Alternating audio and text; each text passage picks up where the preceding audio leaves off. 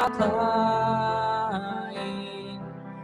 Kau memujimu Tuhan, oh memujimu, menyembahmu. Kau Allah yang hidup dan menikmati semua kemurahan-Mu.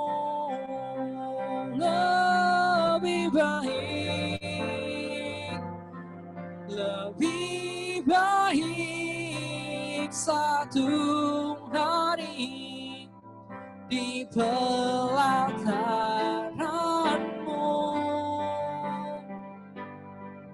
daripada 1000 hari di tempat lain.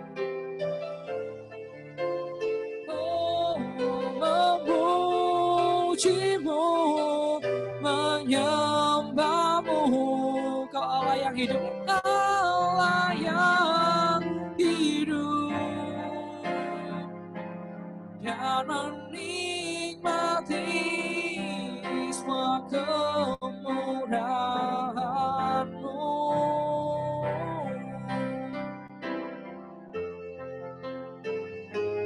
Dan menikmati semua kemurahan-Mu.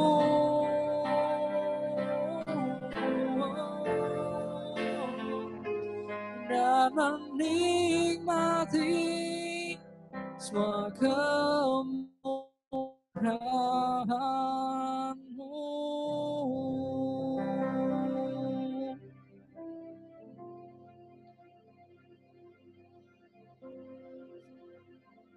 Ini serahkan pada Pak Jarod waktu dan waktu, tempat dan waktunya. Oke, shalom, terima kasih semuanya. Selamat malam dan terima kasih untuk kesempatan saya boleh melayani di sini, di komunitas ini atau persekutuan ini, ya. Apakah malam ini nanti ada sesi tanya jawab?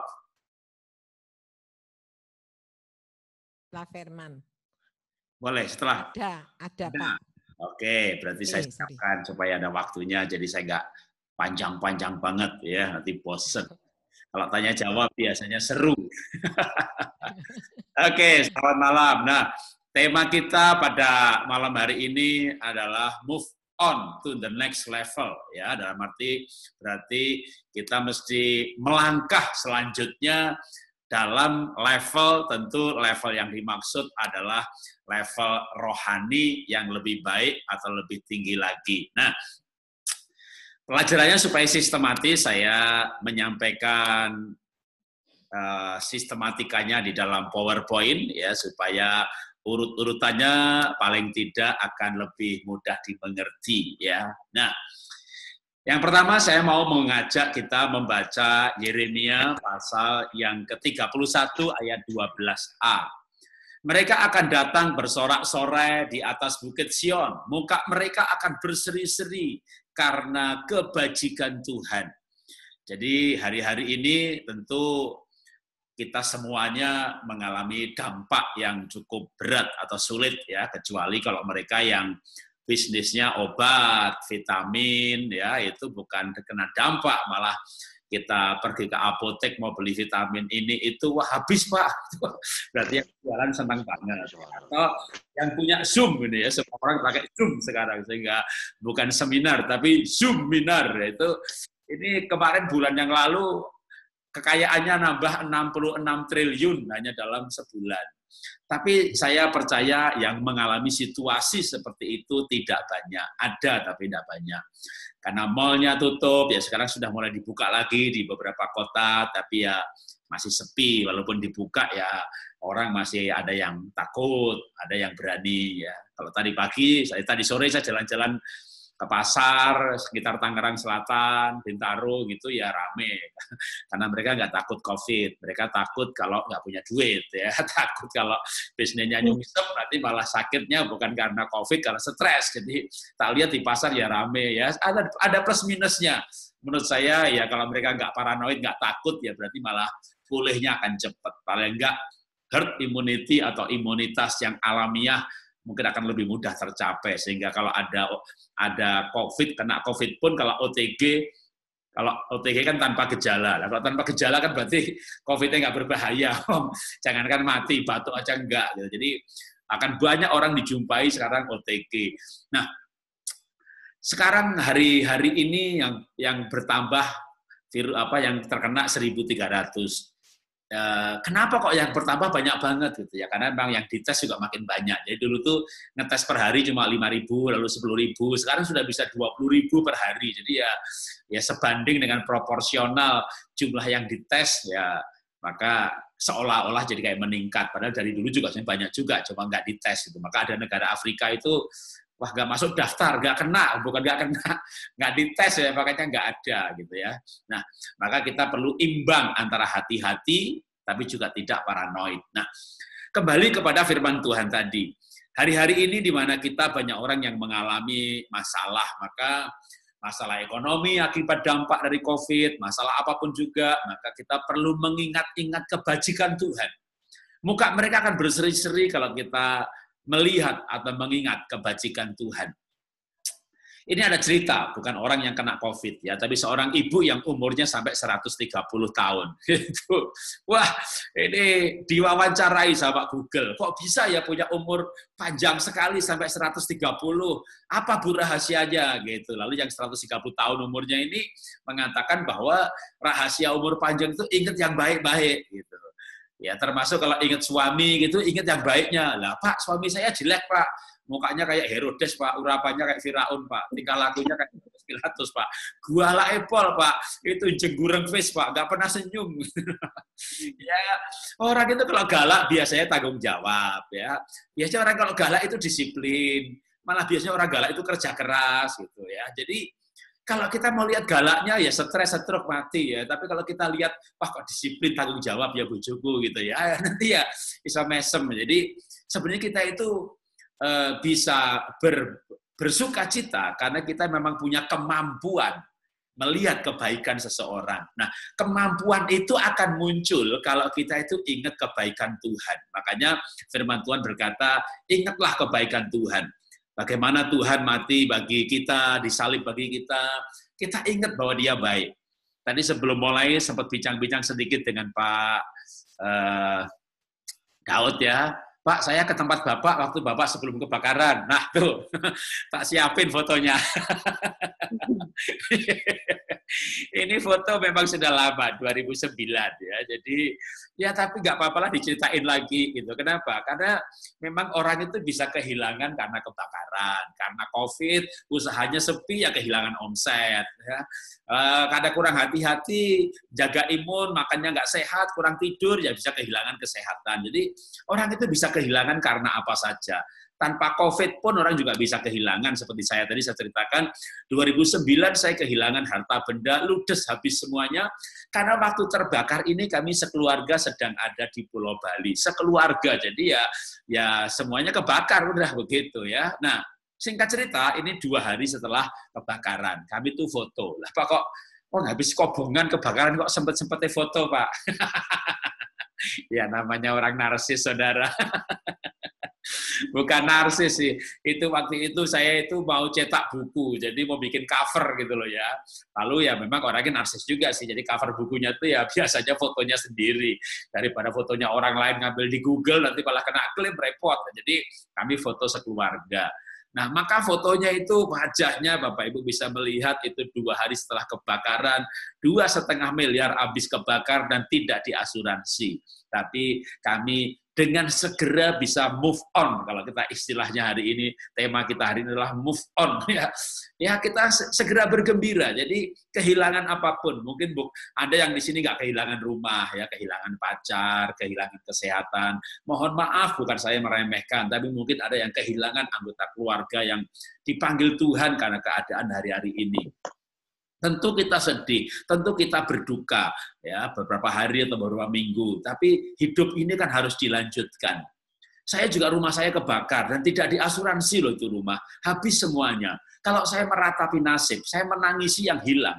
Saya bisa stres, stroke, stroke. Kalau mati malah nggak masalah ya. Tapi kalau stroke nggak mati itu kan susah. Jadi nyusahin orang lain. Jadi akhirnya saya mengambil keputusan untuk bergembira, bersuka cita, supaya saya masih hidup, dan kalau hidup saya bisa bekerja lagi. Memang yang terbakar itu saya kumpulkan selama 12-13 tahun. Dan habis hanya dalam 2-3 jam saja. Jadi ada alasan untuk sedih, ada alasan untuk menyalahkan keadaan. Bahkan mungkin bisa ada orang yang dengan demikian kondisi seperti itu menyalahkan Tuhan. Kalau kita menyalahkan Tuhan, ya kita malah semakin tidak bisa bergerak pada level yang selanjutnya. Karena itu kita perlu belajar mengingat kebaikan Tuhan. Kebakaran yang terjadi tidak merubah kenyataan bahwa Tuhan Yesus mati bagi kita. Apapun yang kita alami tidak merubah kenyataan bahwa Tuhan Yesus mati bagi kita, bangkit bagi kita, dan kita diberi keselamatan. Orang yang paling kaya di muka bumi tidak bisa beli keselamatan. Jadi walaupun kekayaan saya habis terbakar, saya masih punya kekayaan yaitu keselamatan. Nah, itu termasuk mengingat kebaikan Tuhan. Ketika kita mengingat kebaikan Tuhan, apapun yang terjadi tetap bersyukur, maka itu istilahnya kita move on, gitu ya. Malah saya waktu itu berkata begini sama Tuhan. Tuhan, kebakaran ini membuat saya yakin bahwa sadar bahwa harta benda itu tidak kekal. Maka saya berjanji sama Tuhan mau melayani lebih giat lagi. Nah, banyak orang mengalami kehilangan nggak seperti saya, 2,5 miliar ludes kebakar ya, baru kehilangan berapa ratus juta. Wah, menyalahkan Tuhan, menyalahkan keadaan. Kenapa ini terjadi Tuhan? Apa bedanya kalau gitu kita sama orang yang bukan percaya? Ya, kalau kita malah ada pendeta yang juga kena penyakit, kena itu. Nah, kalau kita menyalahkan keadaan, menyalahkan Tuhan, kita mengeluh seperti bangsa Israel, mengeluh aja. Akhirnya 40 tahun diputar-putar di padang gurun. Kita memang kadang diizinkan mengalami masalah, musibah, tapi jangan kita mengeluh, tapi kita justru mendekatkan diri kepada Tuhan. Waktu saya kebakaran dan mengambil keputusan untuk melayani Tuhan, itu saya mendapat pengertian bahwa saya itu seperti lulus ujian, naik kelas yang lebih tinggi, next level, move on ke dalam next level yang lebih tinggi. Karena memang sejak saat itu saya semakin semangat melayani. Itu kebakaran tahun 2009. Saya tahun 98-99 sampai sebelum kebakaran itu nulis kira-kira 10 buku. Tapi sejak kebakaran sampai sekarang ini kan 20 tahun. Ya memang waktunya 2 kali lipat. Tapi saya menulis bukan 20 buku, sudah 50 buku. Jadi sebelum kebakaran 10 buku, setelah kebakaran 50 buku. Padahal itu waktunya cuma 2 kali lipat, tapi bukunya 4 kali lipat. Kenapa? Saya lebih semangat melayani Tuhan. Dalam hal menulis buku, dalam hal pergi pelayanan, dalam hal apapun juga, ya dalam bidang-bidang pelayanan yang lain kami lebih bersemangat. Jadi jangan kita berhenti melayani hanya karena mengalami masalah, musibah, penyakit, apapun juga. Penderitaan adalah ujian sekolah kehidupan. Respon kita adalah jawabannya. Respon yang tepat akan membuat kita naik kelas. Jadi kalau kita mau move on, ya, melangkah-langkah selanjutnya, dalam kelas yang lebih tinggi, maka apapun yang terjadi, bahkan penderitaan sekalipun, seperti Paulus mengalami penderitaan, Paulus dipenjara, Paulus dihajar, Paulus digebuki, dia mengalami aneka masalah, tapi dia tidak berhenti melayani. Nah, lanjutkan lagi. Apa yang harusnya kita lakukan supaya kita bisa senantiasa orang yang selalu bergerak ke arah yang lebih baik lagi? Mazmur 34 ayat 6. Tunjukkanlah pandanganmu kepadanya, maka mukamu akan berseri-seri dan tidak akan malu tersipu-sipu. Tunjukkan pandangan kepada Tuhan. Musa, Nabi Musa itu nabi yang banyak diberontak sama umatnya, ya. Wah, mereka mengomel, mereka mengeluh, mereka bahkan mengata-ngatai Musa. Lalu waktu Musa naik ke gunung, maka dia turun beberapa minggu kemudian, 40 hari saya ingat setahu saya ya. Maka ditulis demikian dalam Keluaran 34 ayat 29. Ketika Musa turun dari gunung Sinai, kedualah hukum Allah ada di tangan Musa. Ketika ia turun dari gunung itu, tidaklah ia tahu bahwa kulit mukanya bercahaya oleh karena ia telah berbicara dengan Tuhan. Hidup ini banyak masalah, saudara. Kita bisa berbicara sama orang lain, tapi belum tentu membuat muka ini bercahaya. Apalagi ibu yang kecewa, lalu bicara sama ibu yang kecewa. Waduh, istri kecewa sama suami, ketemu istri yang lain yang kecewa sama suami. Sakit hati ketemu sakit hati. Itu biasanya saling menguatkan sakit hatinya.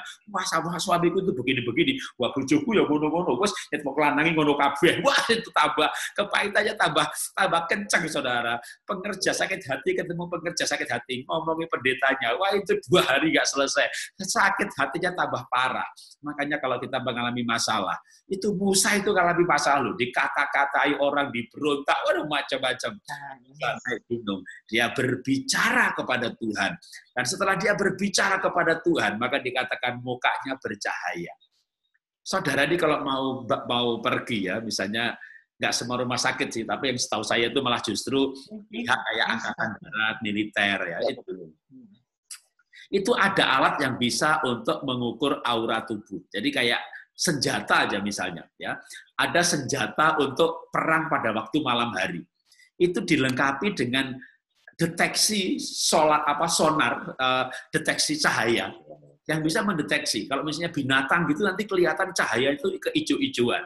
Kalau misalnya manusia itu lebih ke biru-biruan. Tapi kalau manusia itu marah ada kemerah-merahannya.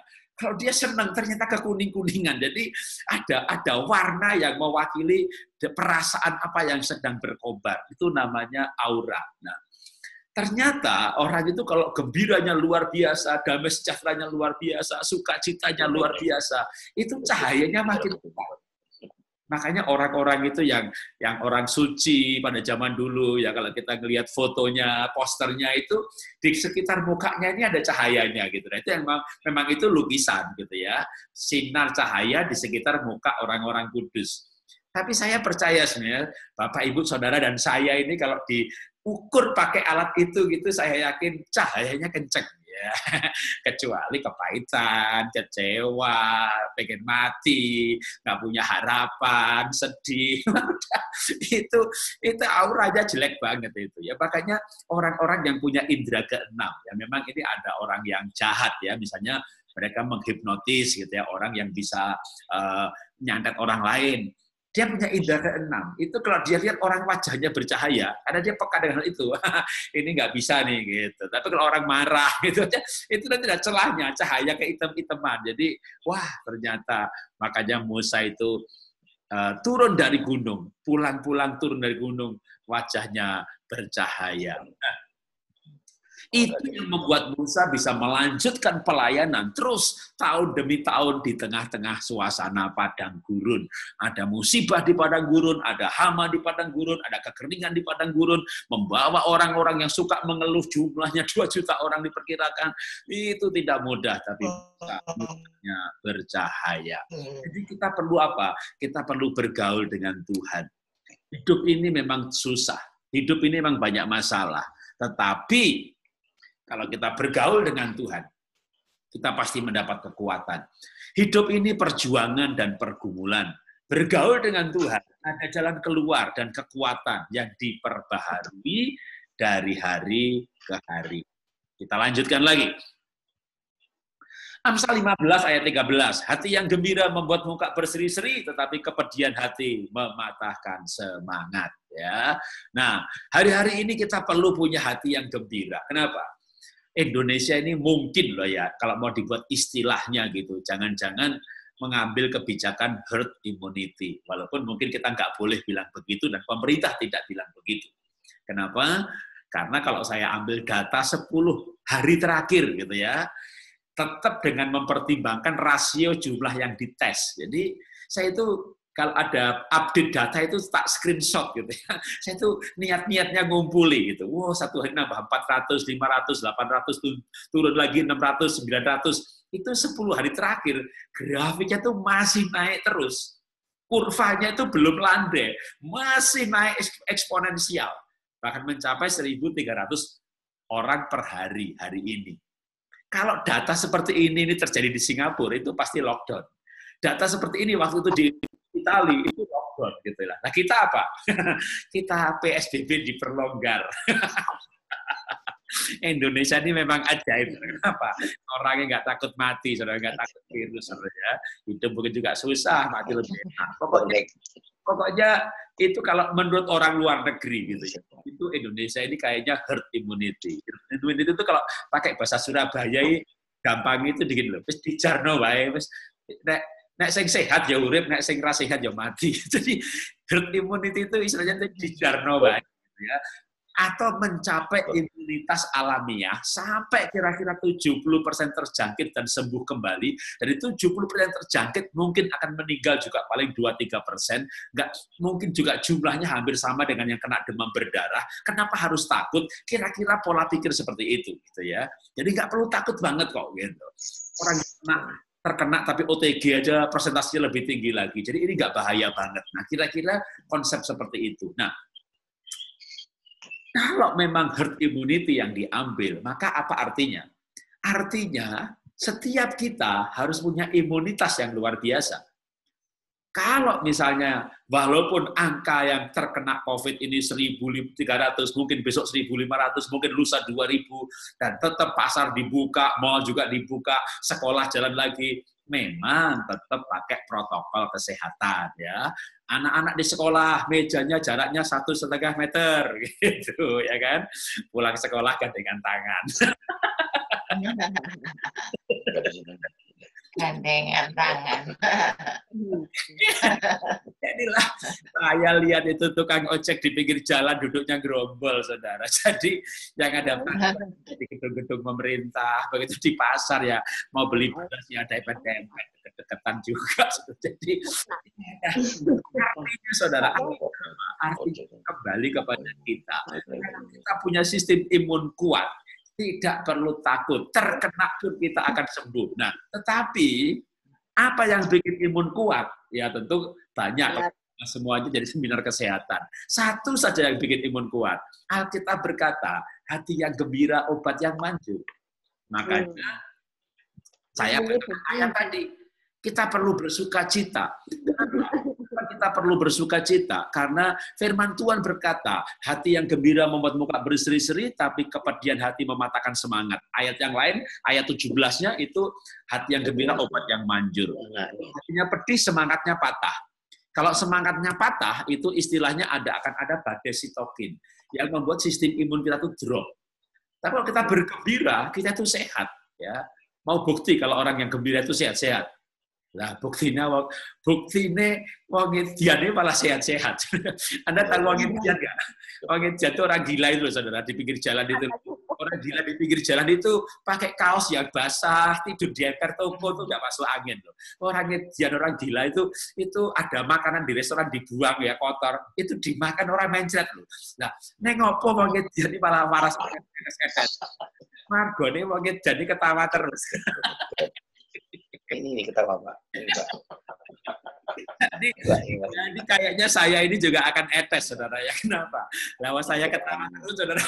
Habis kebakaran ketawa, kehilangan barang ketawa, perusahaannya kemarin tahun lalu bangkrut ya ketawa. Nah, itu kok ketawa memang nggak punya masalah, Bapak. Nah, saya ini punya masalah ya ketawa loh, saudara. Wong saya itu punya utang juga ketawa. Nah, kenapa ketawa? Nangis sudah lunas ya. Nangis sih lunas. Wah, aku harus utang meneh ya kan, utang meneh nangis. Nah, ya kan, utang meneh. Nah, aku nangis. Aku itu tertawa ya, nggak ngerti bahasa Jawa, mumet. Saya kan bahasa Jawa ya, tahulah ya. Pokoknya saya memilih untuk bersuka cita karena menangis tidak menyelesaikan masalah, nangis tidak memberikan obat, nangis tidak bikin sembuh, tapi kita bersuka cita. Nah, tapi saya bukan gila, saudara ya. Apa bedanya gila sama suka cita? Gila itu betul-betul ketawa terus, saudara, nggak ada habisnya, itu namanya orang gila, saudara. Tapi saya bukan gila, kalau gila, saudara nggak panggil saya ya. Nah, apa itu bedanya gila sama sukacita? Sukacita itu ada alasannya untuk bersukacita. Kenapa saya bersukacita? Karena saya punya kepastian keselamatan. Kenapa saya kebakaran bersukacita? Karena saya punya harta yang kekal.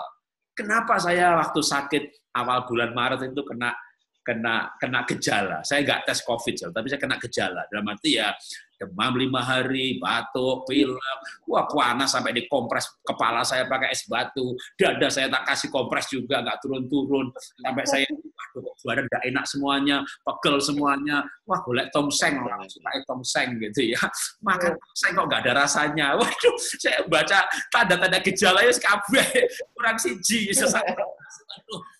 Saya mengambil keputusan olahraga, bersuka cita, tertawa, maka nggak sampai sesak nafas, balik lagi. Ya, 3 minggu saya isolasi mandiri. Terus pun ini semua. Vitamin C, vitamin E, vitamin berjemur di matahari. Pokoknya semua cara untuk sehat, tapi terutama banyak tertawa, saudara ya. Saya telepon teman saya, ngakak-ngakak. Saya cari teman saya juga sama-sama isolasi mandiri. Oh, ajak ketawa-ketawa, saya mau ngedian. Tapi saya koyo mau ngedian lah, daripada kayak mau waras ya kan.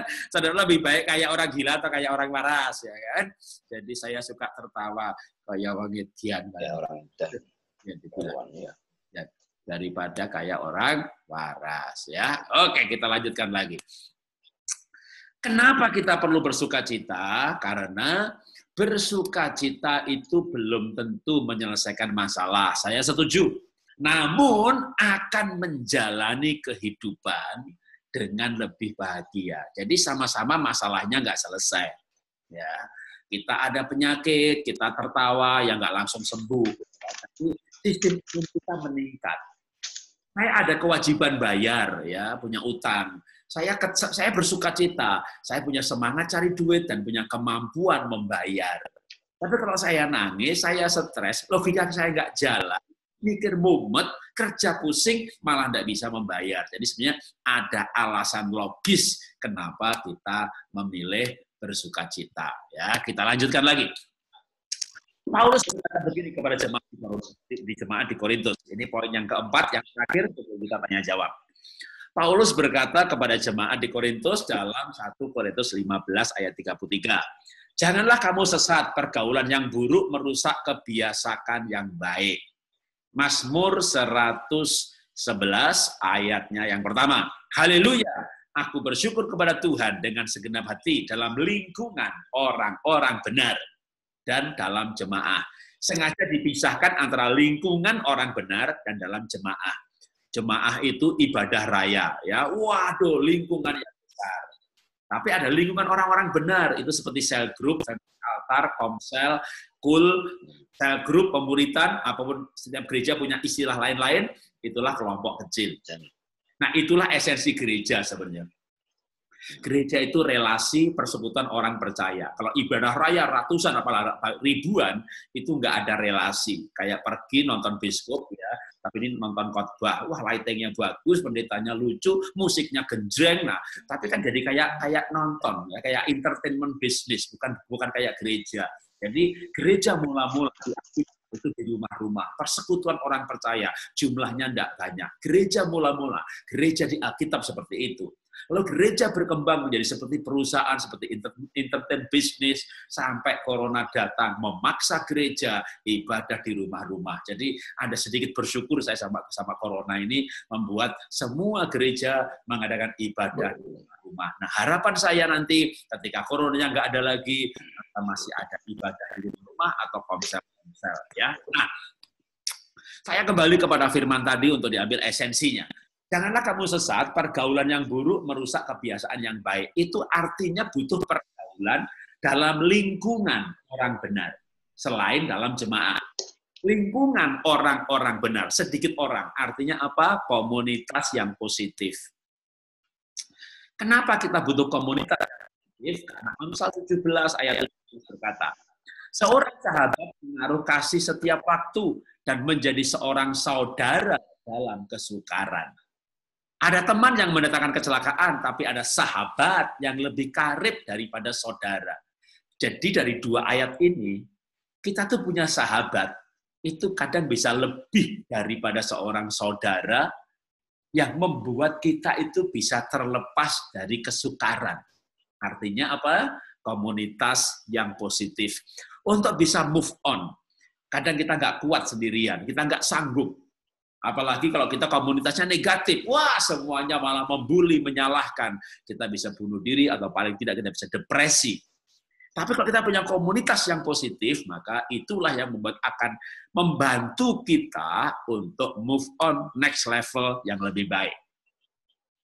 Saya punya beberapa komunitas. Gambar yang paling atas itu komunitas untuk para motivator sekuler, ya, tergabung yang di Aspirasi dan di Impossible Metro TV. Yang di tengah itu untuk anak-anak muda yang tergabung dalam Father and Son Movement. Foto paling bawah kita yang tergabung, ya, beberapa teman saja yang ada dalam komunitas keluarga Indonesia Bahagia. Nah, saya suka tergabung di dalam komunitas, ya, sama juga seperti terhisap dalam gereja lokal. Tapi komunitas yang lebih kecil itu akan membuat kita punya namanya figur dekat yang achievable. Apa itu figur dekat yang achievable? Tuhan Yesus yang adalah Tuhan, dia menjadi manusia, lalu dia memuridkan 12 orang.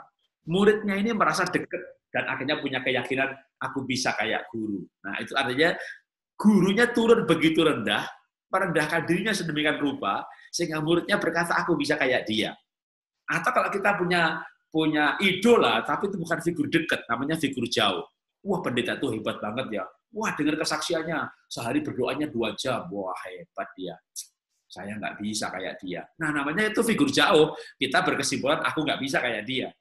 Tapi kalau kita ikut cell group, kita ketemu orang yang diberkati, yang ternyata doanya juga ompong-ompong, kadang doa, kadang enggak. Oh, kamu ya begitu juga ya? Wah, berarti aku bisa kayak kamu. Ternyata kamu ini cuma lebih rohani sedikit daripada saya. Berarti aku bisa. Nah, aku bisa, itu berarti kita tuh dapat figur dekat. Orang yang kita kagumi, tapi nggak jauh-jauh di awang-awang di atas-atas, ya, tapi cukup dekat sehingga kita bisa punya keyakinan bisa seperti dia. Nah, itu kita dapatkan di komunitas. Figur dekat, ya. Dalam komunitas yang besar kita aja dapat figur atau idola. Itu Bapak hebat sekali, itu namanya idola. Nah, maka kita perlu punya komunitas yang positif, ya. Untuk apa kita punya komunitas yang positif? Saya akan berikan kesimpulan untuk bagian terakhir sebelum kita tanya jawab. Bersahabat dengan orang benar dan hebat untuk terinspirasi.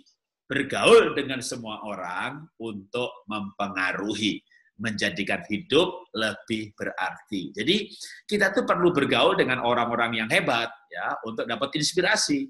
Tapi juga bergaul dengan orang lain yang di bawah untuk apa? Untuk mempengaruhi. Jadi hidup ini perlu imbang. Ya. Kita nggak bisa lihat yang di atas terus. Misalnya kita lihat orang kaya terus, ya kita silau. Ya. Lama-lama malah jadi iri hati. Kalau kita ketemu orang kaya, memang ada perlunya ya. Supaya apa? Terinspirasi. Wah, aku mau kaya kayak dia. Atau mungkin bukan kaya jasmani ya, kaya rohani. Wah, aku mau rohani kayak dia. Itu boleh. Tapi kalau kita lihat yang kaya terus, nanti kita merasa miskin. Lama-lama jadi minder. Jadi jangan lihat yang kaya ya, cari yang miskin juga. Lah, apa gunanya lihat yang miskin? Biar kita merasa kaya. Saudara ketemu orang miskin, saudara ketemu orang susah, saudara itu merasa kaya loh, saudara. Ya, atau mungkin ketemu orang pinter, dah. Saudara ketemu, oh ini insinyur, dokter, magister, doktor, waduh hebat ya pinter. Anda merasa bodoh, Anda cuma S1 ketemu para dokter, ya kan? Coba ketemu orang yang lulus SD, lulus SMP, orang-orang sederhana, Anda cuma S1 atau diploma, ketemu yang bodoh-bodoh, Anda dimintain nasihat. Waktu dimintain nasihat, Anda merasa pinter kan? Iya kan? Bayangin. Maka jangan ketemu yang pinter terus, nanti merasa bodoh ya kan. Ketemu yang bodoh biar merasa pinter. Lah karena siapa juga saudara, Anda ketemu yang kaya boleh, wah hebat dia sukses gitu ya. Anda ketemu yang miskin lalu Anda berbagi. Karena susahnya saudara, itu ada yang lebih susah. Ada ibu yang sering dimarah-marahi sama suaminya, dimaki-maki sama suaminya. Dia merasa paling menderita di muka bumi. Punya suami galak, jengureng terus, nggak pernah senyum. Dia merasa paling menderita. Lah dia ketemu yang bahagia, saudara. Dia ketemu ibu lain yang digebuki suaminya, ditendang, dijejeki. Wah, baru dia bersyukur. Ibu Jokowi lumayan. Ketemu yang lebih menderita, saudara. Wah, dia merasa beruntung ternyata. Nah, itu maksud saya hidup ini kita perlu mengkombinasi. Ketemu orang yang baik supaya kita lebih baik lagi, ketemu yang tidak baik untuk mempengaruhi, ketemu yang sukses supaya terinspirasi, ketemu yang gagal untuk menasehati. Jadi hidup ini imbang. Kalau kita ketemu yang negatif terus, ya nanti malah kita akhirnya akan terpengaruh juga secara negatif. Ya, itu yang bisa saya bagikan dan sekarang saya akan waktu untuk tanya jawab. Apa perlu saya kembalikan hostnya ini? Atau cukup bisa begini? Sesi tanya jawabnya atau menjawab ada di chatting atau langsung? Langsung sama Pak. Langsung. Aja. Jadi kalau mau bertanya apa? Angkat tangan? Iya. Silakan nyalakan. Yang mau bertanya nyalakan mic-nya sendiri bisa kan ya? Lalu angkat tangan atau kasih tanda reaksi itu. Kalau di bawah ada reaksi. Saya kasih contoh nih, bisa kasih tanda jempol, tung gitu kayak punya saya, berarti itu bertanya. Atau kalau bisa tahu cara pencet raise hand, angkat tangan, itu juga kelihatan. Ya.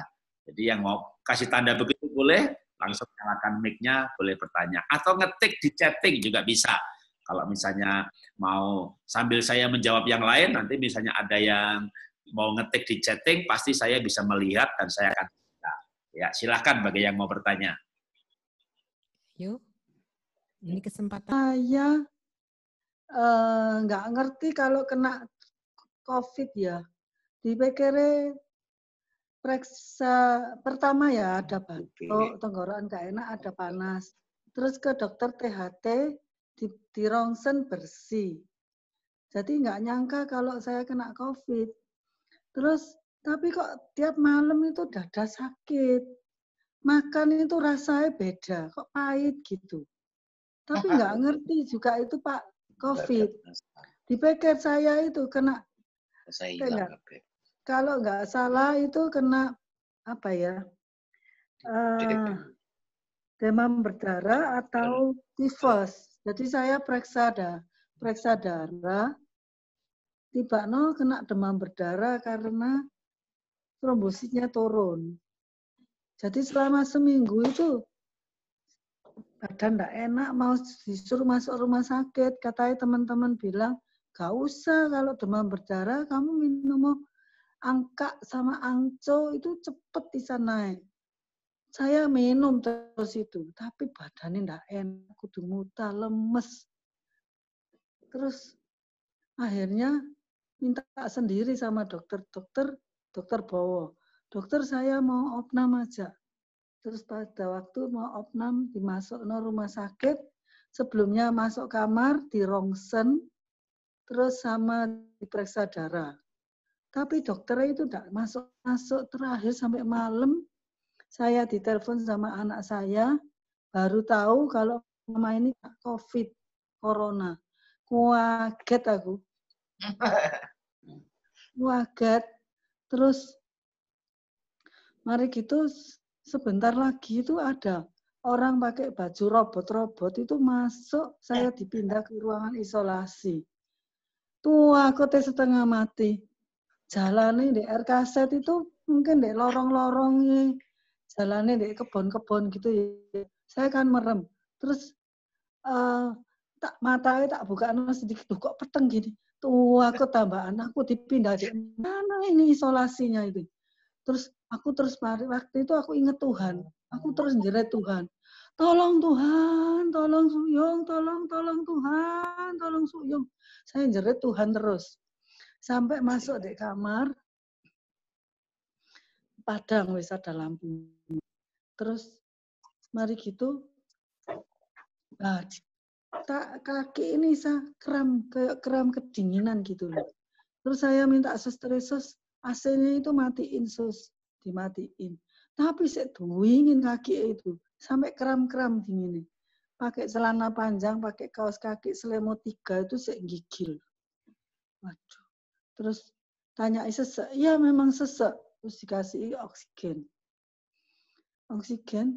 Terus suami saya itu telepon, nangis. Mungkin dokter itu bilang sama keluarga bahwa saya ini mungkin tidak ada harapan mungkin. Kok suami saya bisa nangis? Terus hari gitu saya ingat keluarga. Aduh Tuhan, saya masih cinta suami. Saya masih cinta anak-anak. Saya sayang pada cucu. Saya nggak mau mati Tuhan. Saya mau hidup Tuhan. Saya mau hidup Tuhan. Tolong Tuhan, saya mau hidup. Sejak saya panggil-panggil Tuhan terus, saya enggak dikasih ketakutan, sama sekali enggak dikasih ketakutan. Saya kasih hikmat.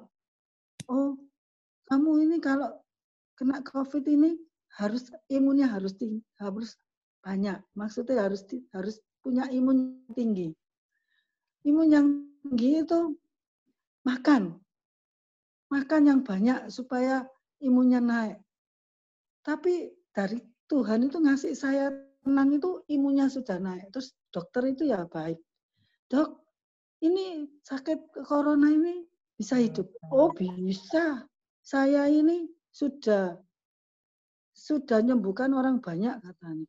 Jadi kekuatan itu ada terus. Jadi saya nggak takut. Dan lagi merasa itu ada satu yang menopang saya terus, di samping saya terus. Jadi saya enggak takut. Jadi makan itu sebetulnya itu di rumah aja. Makanan enak itu. Sudah makan nasi kerasa pahit. Terus dada ya sakit. Badan ya panas. Ya sesek. Tapi di sana itu saya doa sama Tuhan. Tuhan, tolong ya Tuhan, saya ini dipeluk ya supaya bisa dengan makanan ini bisa habis supaya menjadi imun yang tinggi. Bubur sing alus itu dicetak itu makan itu sakroso enak sampai habis, setiap kali makan habis. Catat sekali sama suster, minum air hangat terus, dicatat terus, bisa minum, bisa tidur, bisa makan. Sama Bu Olga kan terus diteleponi, doano terus. Banyak teman-teman tuh yang doakan saya. Saya tahu saya dikasih kekuatan terus. Jadi makan ya enak. Terus Isa ingat, oh ya harus ini paru-paru yang kena toh. Jadi paru-paru olahraga no terus. Sampai infus itu yang di tangan itu buntu terus karena gerak terus olahraga. Pindah-pindah sampai jari-jari ini kayak bola kabeh. Sampai putih gitu. Tapi saya enggak takut ya, enggak sakit gitu. Aduh, mujizat Tuhan. Benar-benar mujizat Tuhan. Boleh 2 hari. Yang katanya dokter, paru-paru saya itu sudah 85% putih. Boleh 2 hari, dirongsen lagi. Dia dokter itu bilang gini. Sudah boleh pulang katanya. Loh, kok boleh pulang dok? Iya, rongsennya sudah maju 20-25%. Puji Tuhan. Padahal belum diswab loh itu. Dokter itu ngasih semangat gitu loh. Jadi saya itu malah semangatnya itu lebih ada. Ya. Ya. Ini pertanyaannya, Shalom Pak Jarod, bagaimana menghadapi situasi hati saat Bapak tahu rumah kebakaran atau ada kiat-kiat jitu untuk menjadikan hati ini selalu gembira? Karena hati yang gembira adalah obat yang manjur. Ya benar, hati gembira itu obat yang manjur. Memang tidak mudah ya, kalau saya tadi cerita memang cukup cepat dalam arti 2 hari kemudian foto wajahnya udah berseri-seri, tapi sebenarnya ya malamnya ya pas mau tidur gitu ya kayak sedih lagi, itu bisa sampai seminggu 2 minggu. Tapi tetap cara yang paling kuat untuk bisa membuat kita senantiasa bersukacita walaupun mengalami kehilangan yang cukup besar. Itu seperti tadi saya katakan ya, betul-betul ingat kebaikan Tuhan sama kekekalan. Kalau kita misalnya kayak sakit, waktu Ibu tadi juga bersaksi ya, sampai sempat tadinya takut, tapi akhirnya hilang ketakutannya. Nah kalau saya waktu itu juga, saya waktu kena gejala itu, saya memang tidak ke dokter, karena memang itu saya takut suntik, takut jarum. Jadi, tapi ketika nggak takut mati, gitu, nah itu ada harapan, lalu bisa bersukacita. Saya waktu kebakaran itu tuh lagi sekeluarga sama anak-anak sama istri di Denpasar karena seminar keluarga, jadi dibawa semuanya. Jadi pagi-pagi jam 3 tuh ditelepon gitu, Pak rumahnya keluar asap gitu. Wah, itu udah mulai berdebar-debar itu, dak-duk gitu. Cari apa? Tolong digedor, tolong di ini gitu. Terus tolong panggil pemadam kebakaran. Pokoknya kita pantau tiap 15 menit telepon terus. Ya singkat cerita sampai 3 jam kemudian, Pak, sudah roboh, Pak. Gitu sudah. Itu kayak disambar petir aja gedebang gitu kan, kita pergi sekeluarga rumahnya kebakaran. Nah, itu kehilangan yang besar sekali. Tapi sekali lagi, saya orang yang ingat sih, dulu kita pergi ke Jakarta tahun 90 juga tidak bawa apa-apa, cuma bawa koper aja. Jadi kita sudah lama miskin ya, tapi dengan hilang itu ya kayak hantaman yang luar biasa. Tempat sih dalam arti bergumul Tuhan, kenapa ini terjadi. Tapi begitu ingat kebaikan Tuhan sama ingat kekekalan. Jadi saya itu gembira bukan karena itu yang terbakar kan 2,5 miliar, lalu tabungannya masih 10 miliar. Enggak, tabungannya ya habis. Kenapa habis? Itu saya nabung itu beli rumah, lalu nabung lagi beli rumah lagi, lalu akhirnya rumahnya dijual, lalu bisa beli bangunan itu. Nabung lagi setahun renovasi, lalu setahun kemudian kebakar. Jadi sudah habis beli, direnovasi, lalu kebakaran. Jadi istilahnya saldonya pun juga habis dikuras buat renovasi gitu.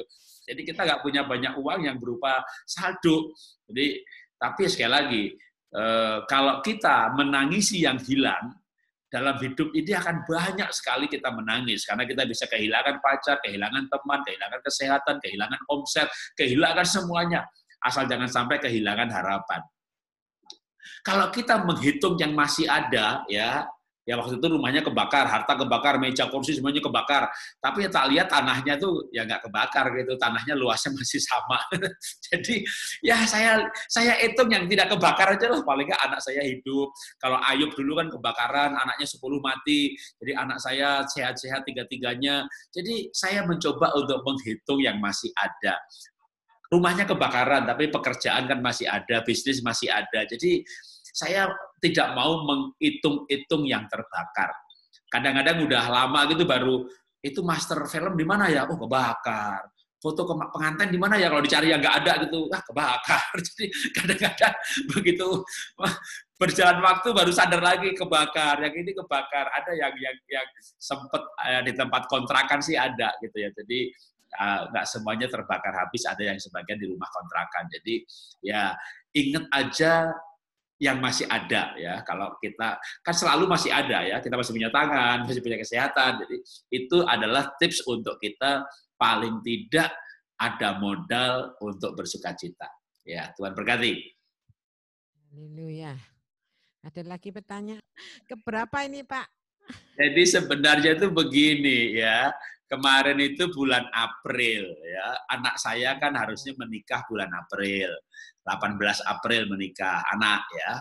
Tapi batal padahal sudah bimbingan pranikah, pertemuannya anak-anak dan mantu itu di Singapura. Jadi dia bolak-balik Jakarta untuk ngurus bimbingan pranikah. Ngurus lagi surat dari kelurahan, keterangan perjaka, keterangan gadis, keterangan bebas HIV. Menikah di Jakarta ternyata syaratnya banyak banget. Udah booking hotel, booking konsumsi, bahkan teman saya itu kan anaknya ada yang di Australia, di Amerika, di Eropa, temannya udah pada beli tiket. Jadi begitu batal itu sebenarnya yang kena dampaknya itu anak saya udah beli tiket untuk bulan madu ke Spanyol, dan saya sebenarnya selesai pernikahan itu saya beli tiket untuk ke Philadelphia ya, ke tempatnya Pak Lukas Kusuma.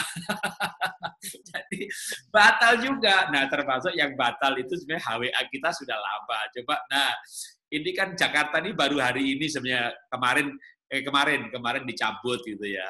Nah, pas dicabut itu beberapa hari sebelumnya itu ada teman yang kontak-kontakan, "Ya Pak, kita ke King Photo di sana, nanti kita mau wawancarai Bapak mengenai anak yang menikah secara online," karena kan foto tempat pernikahan itu juga nyungsep, saudara, 2 bulan nggak ada order kan.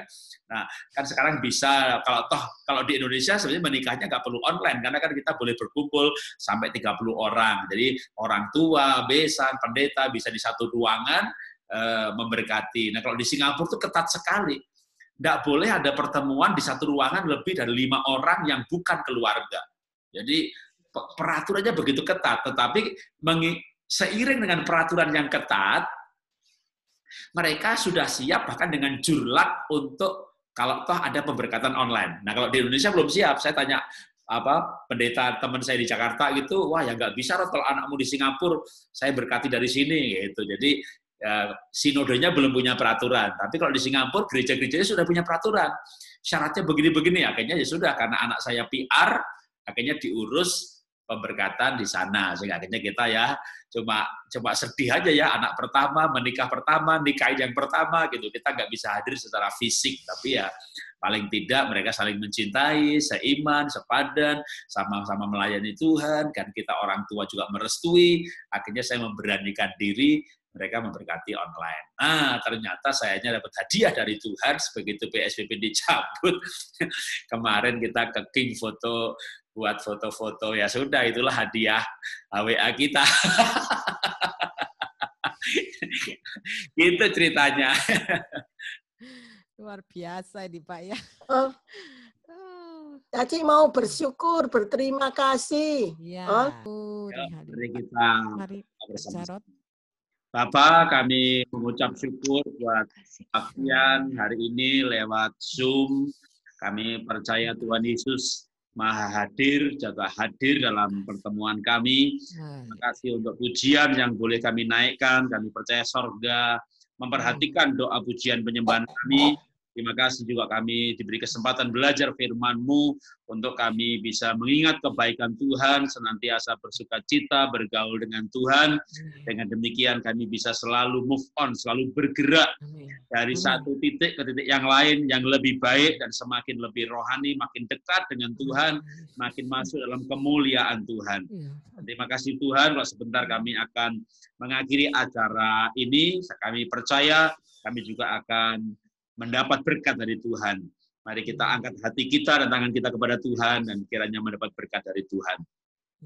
Segala berkat dari Bapa di surga yang besar, dahsyat, luar biasa, kasih Tuhan Yesus Kristus yang melampaui segala akal, kasih-Nya memulihkan, kasih-Nya menyembuhkan, oleh bilur-bilurnya kita disembuhkan, oleh Yesus kita disucikan. Demikian juga dengan penyertaan pribadi Roh Kudus yang sudah dimeteraikan dalam roh kita saat kita percaya. Roh Kudus itu yang akan menyertai, memberi kita penghiburan, memberikan kita pengertian, dan selalu memberi kita kekuatan dari waktu ke waktu sampai selama-lamanya. Yang percaya kita katakan bersama-sama, amin. Terima kasih.